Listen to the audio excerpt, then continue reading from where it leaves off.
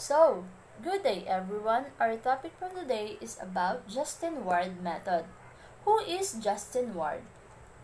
Okay, Justine Ward Bayard Ward, the foundress of the original School of Liturgical Music at the Catholic University of America in 1929, developed method to teach American Catholic children to the fundamental of music, which would enable them to sing the vast patrimony of musica sacra, which is a part of the Roman Catholic Church and traditions.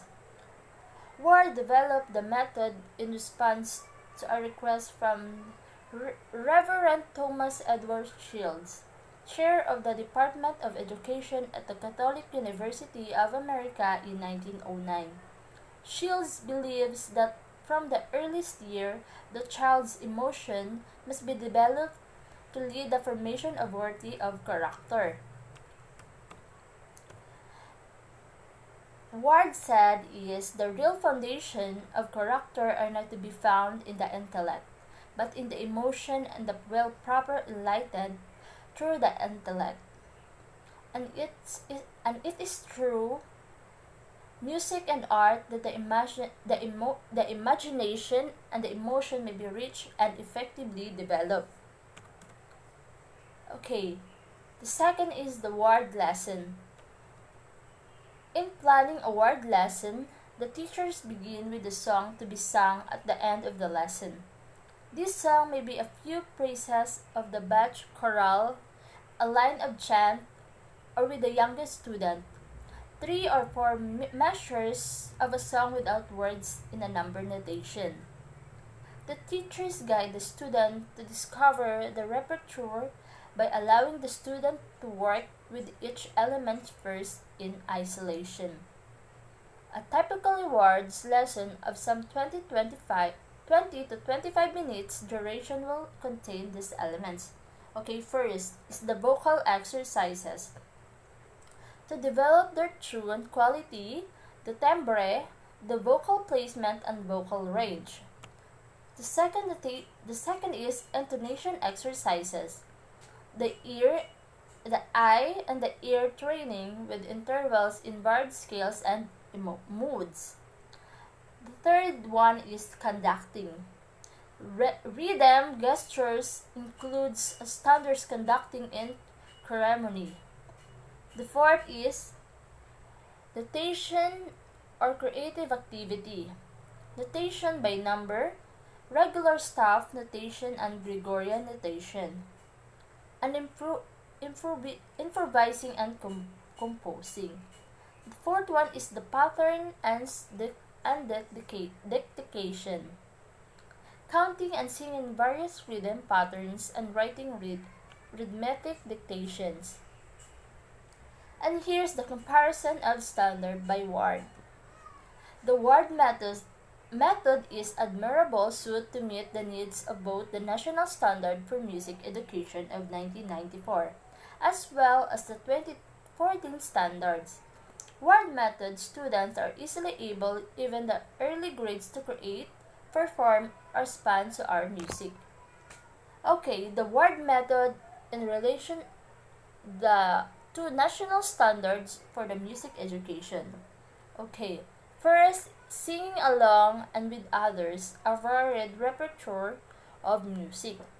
From the beginning, Ward students are required to sing along and with others as they practice matching pitch and singing in various scales and moods. Second is sing along with others a varied repertoire or music. Okay. Second is improvising melodies, variation, and accompaniments. Through a variety of creative activities, the student learn to improvise melodies and variation. Third is composing and arranging music within specific guidelines. From their earliest experience in wards, students learn how to compose and arrange music following specific patterns and later specific musical form. The reading and notating music. At the very level